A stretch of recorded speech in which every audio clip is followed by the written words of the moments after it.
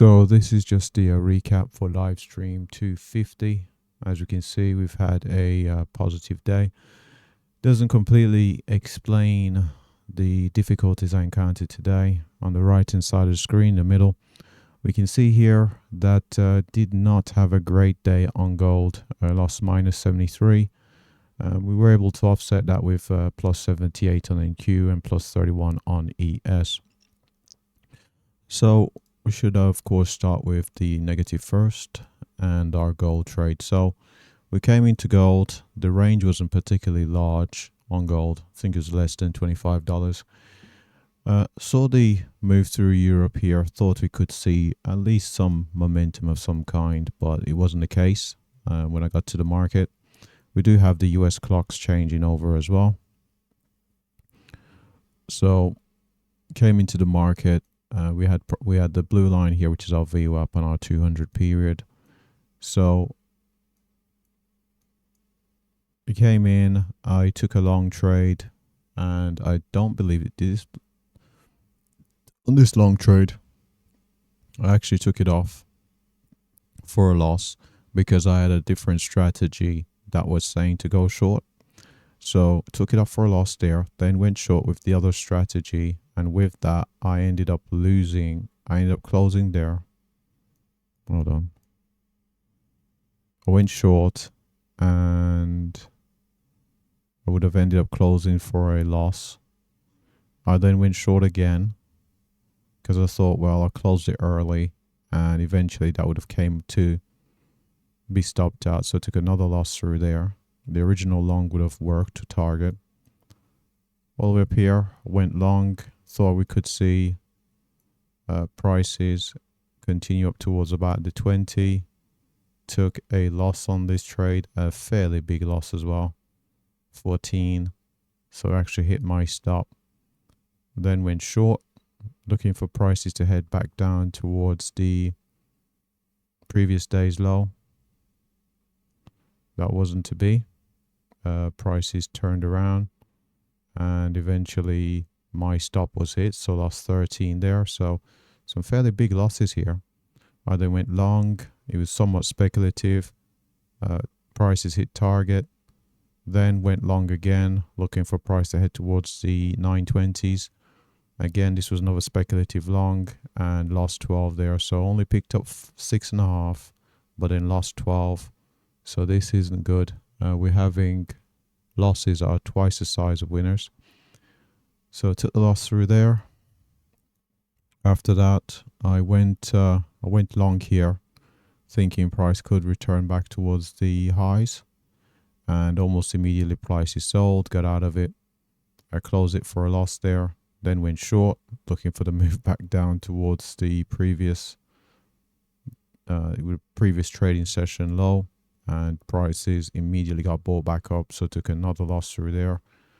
And more recently, I took a long, and the goal was to target a move up towards the 26. And what I did was I ended up closing the position due to the fact that it was not working, and I managed to dig myself out of the hole with ES and NQ trades. So I thought I just had to accept today's not my day on gold, with the market chopping around in this range. And what I was doing was selling the lows and buying the highs and so on. So I was on the wrong side all the time on this tight range. So I decided to take a loss there. Over on ES are the second highest amount of profits today. And let's just have a look at the trades here. So the US market opens its usual time, but with the time change, it's about 1:30 GMT. So 1 hour earlier than it was previously. And what I saw was price came in, had a short setup, so went short, prices hit target. I then went short again, and prices hit target again with the design setup. This is where I made a fairly big mistake. I took a speculative long trade, and that was primarily because of my frustration from the gold trades. I went speculative long. It wasn't a true setup. Went long, and price came all the way down, hit my stop loss 15 there, so not a great trade. I then had a short setup. I went short, price came down. Thought about the target was at around 51.50, and what I thought, because I was already in a short on, I was in a short on NQ, I thought I could target the closer to the low of day, so I was targeting 48.50. Price came down. Didn't like the fact I saw buying a second time, so I got out at pretty much where the design target was, around the 51.50s. I thought, well, if it retraces, I could get back in short, and if price comes down to the 51.50, I could pick up the amount of points I was looking to pick up by holding it down to 48.50. So price got to 54.50, got triggered.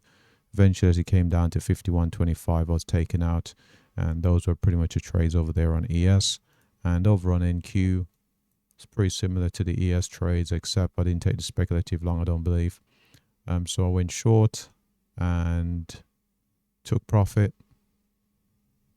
I went short again, so not all the contracts were filled, so I went short, and I believe I had 9 contracts remaining.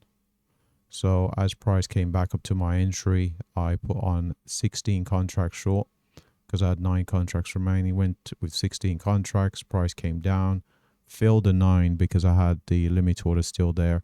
I still had then I had 16 open, so I manually closed those for profit.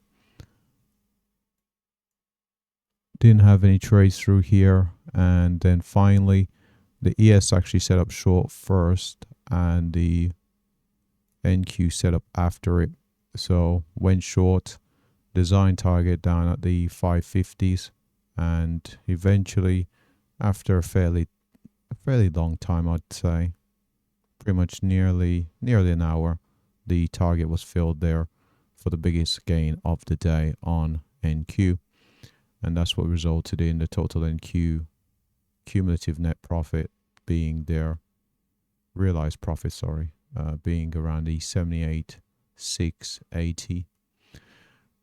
Have a look at the trade performance. So it was a difficult day because of the gold trades, and the fact that I kept taking the gold trades, thinking that I would get on the right side eventually.